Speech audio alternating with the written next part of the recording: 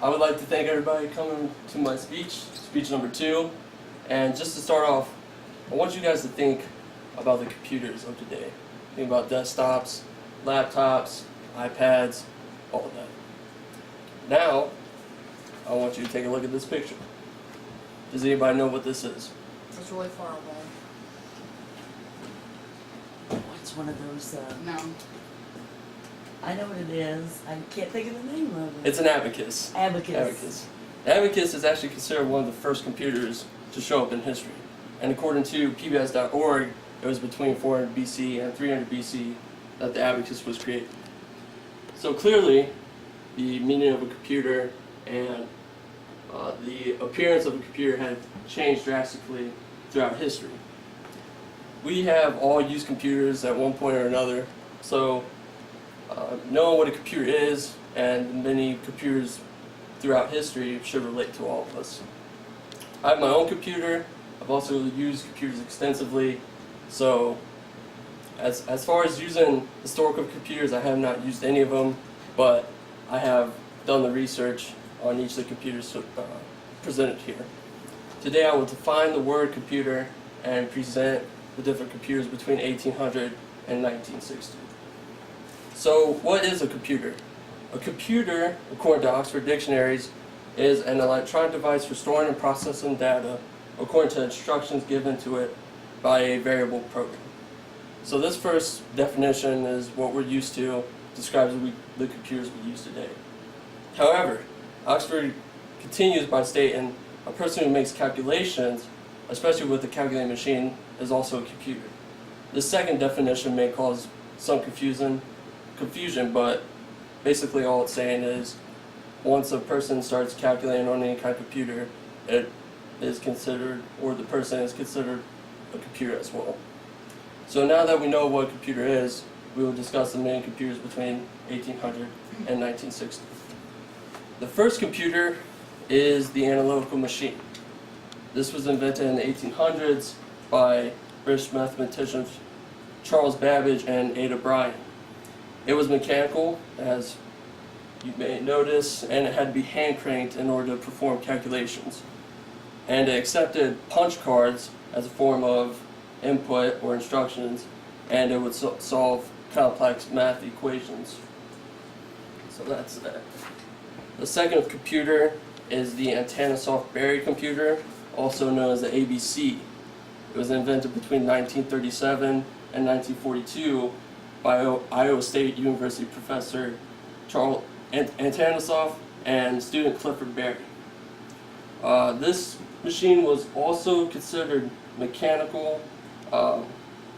It was approximately 750 pounds and contained 300 vacuum tubes to perform calculations. It would also burn marks into cards and record numbers on the cards to perform linear algebraic equations. The next computer is the Colossus 1. Very old picture. It was invented in 1943 by Thomas Flowers, or Tommy Flowers. It also contained vacuum tubes. It actually contained about 1,600 vacuum tubes, and it also contained plugs and switches to perform calculations. And the main purpose of this computer was to decode and encode, decode German messages and encode Allied messages during World War II. The next computer is the Electronic Numerical Integrator and Computer, also known as the ENIAC. It was invented between 1945 and 46 by J. Presper Eckert and John Mauchly at Iowa State University, or University of Pennsylvania.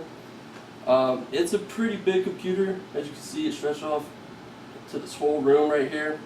It was approximately 30 tons and was 50 feet by 30 feet.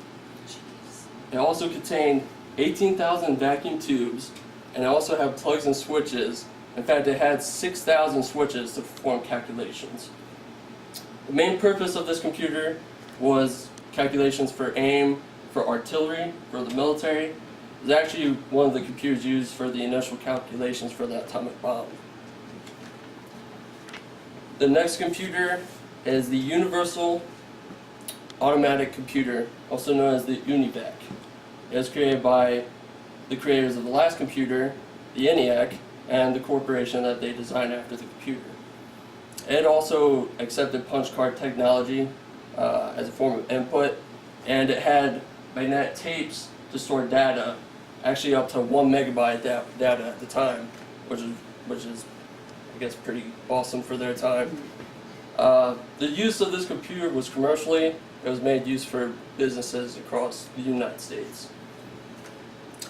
And the last computer is the one that's similar to the computers of today, is IBM. IBM stands for International Business Machine. This is the 600 and 700 series. It was invented between 1952 and 53, and as I said, it looks sort of like the computers we see today with a monitor, some kind of display, desktop, and a keyboard. It just doesn't have a mouse because it's an early version of the computer. And it was used for public use by everyone. In conclusion, I have defined the word computer and discussed the many different computers throughout history between 1800 and 1960. Now all you have an understanding of the computers of the last 200 years. Thank you.